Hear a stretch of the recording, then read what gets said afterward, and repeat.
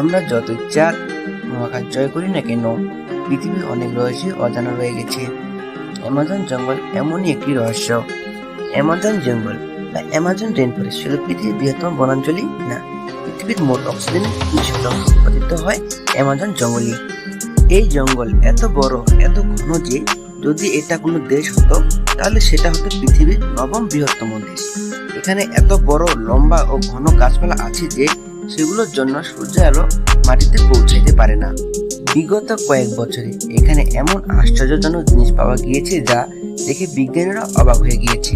বন্ধুরা, আজ আমরা আলোচনা করব পৃথিবীর ফুসফুস অ্যামাজন জঙ্গলের রহস্য ঘেরা বৈশিষ্ট্য নিয়ে, যা আপনি হয়তো জানেন না, এবং সেগুলো জানার পর আপনি চমকে যাবেন। তাই ভিডিওটি শেষ পর্যন্ত দেখুন। এবং বন্ধুরা, আপনি যদি আমাদের চ্যানেলে নতুন হয়ে থাকেন, এমন নতুন নতুন ভিডিও পেতে চান, তাহলে আমাদের চ্যানেলটি এখনই সাবস্ক্রাইব করুন, পাশে থাকা বেল আইকনটিতে ক্লিক করুন। আয়তনে ৭০ লাখ বর্গ কিলোমিটার, এই অ্যামাজনের সৃষ্টির লগ্ন থেকেই মানুষের কাছে এক রহস্যের নাম। অ্যামাজনের জন্ম হয়েছে প্রশান্ত মহাসাগরের কয়েকশো কিলোমিটারের মধ্যে অবস্থিত আন্দিজ পর্বতমালায়, অথচ এটি প্রশান্ত মহাসাগরে মিলিত হওয়ার বদলে প্রায় ৭,০০০ কিলোমিটার ঘুরে আটলান্টিক মহাসাগরে মিলিত হয়েছে।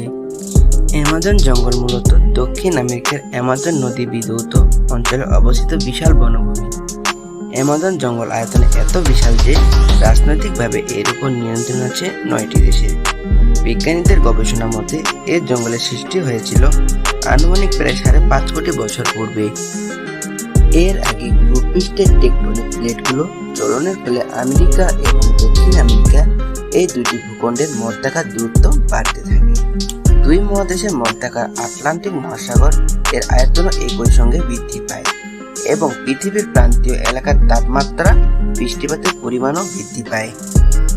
এর ফলে অ্যামাজন নদীর অববাহিকায় এই বিশাল বনাঞ্চলের সৃষ্টি হয়। প্রায় ২ কোটি বছর সময় লেগেছিল অ্যামাজনের পূর্ণাঙ্গ জঙ্গলে পরিণত হতে। আয়তনে অ্যামাজন ৫৫ লাখ বর্গ কিলোমিটার বা ২১ লাখ বর্গ মাইল। অ্যামাজন বিশ্বের বৃহত্তম জঙ্গল। যদি আরো সুনির্দিষ্টভাবে বলতে হয়, তবে অ্যামাজন পৃথিবীর বৃহত্তম ট্রপিক্যাল রেইনফরেস্ট। অ্যামাজনের উপর মূলত ৯টি দেশের রাজনৈতিক আধিপত্য আছে।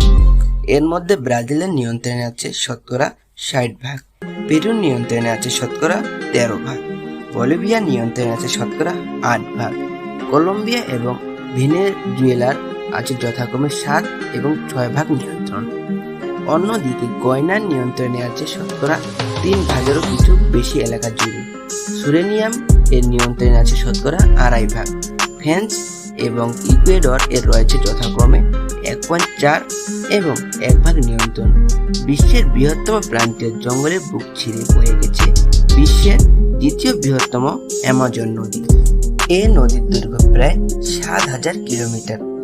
তবে পানি প্রবাহের দিক থেকে অ্যামাজন বিশ্বের বৃহত্তম নীল নদের থেকেও এগিয়ে। প্রতি সেকেন্ডে এই নদীর মোহনা দিয়ে প্রায় ২১ লিটার পানি আটলান্টিক মহাসাগরে গিয়ে পড়ে। এছাড়াও অ্যামাজন নদীর অববাহিকাও আয়তন হিসেবে বিশ্বের বৃহত্তম। জীববৈচিত্র্যের ঘনত্বের কারণে অ্যামাজন পৃথিবীর শীর্ষ স্থানের অধিকারী। এখন পর্যন্ত আবিষ্কৃত অঞ্চলগুলোর মধ্যে ৪,০০০ প্রজাতির প্রায় ৩,৯০০ কোটি উদ্ভিদের সন্ধান পেয়েছেন বিজ্ঞানীরা। এছাড়া প্রায় ১৫০০ নতুন প্রজাতির পাখি, প্রায় ৫০০ প্রজাতির স্তন্যপায়ী প্রাণী, ২,২০০ প্রজাতির মাছ, প্রায় ৪০০ প্রজাতির সরীসৃপ আছে।